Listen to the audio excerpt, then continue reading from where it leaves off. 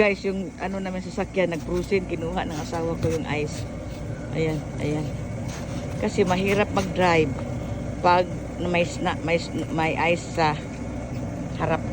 Ayan. Hindi kasi nilagay sa garage, kaya ito ang nangyari. Na-cruising. Hindi kasi nilagay sa garage eh. Mas maganda kasi pag dito lang namin ilagay kasi diretsuhan lang ba. Minsan lang naman mag-snow dito o cruising. Ayan. Happy morning. Ayan, asawa ko yun. Inuha yung mga ice. Ayan. So, ayan guys. But si San is here. Wow, San. Happy morning, San. Ayan.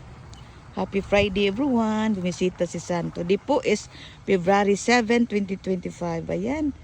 Oh, may remembrance tayo na today is andito si San bumisita. Thank you, Lord. God bless everyone.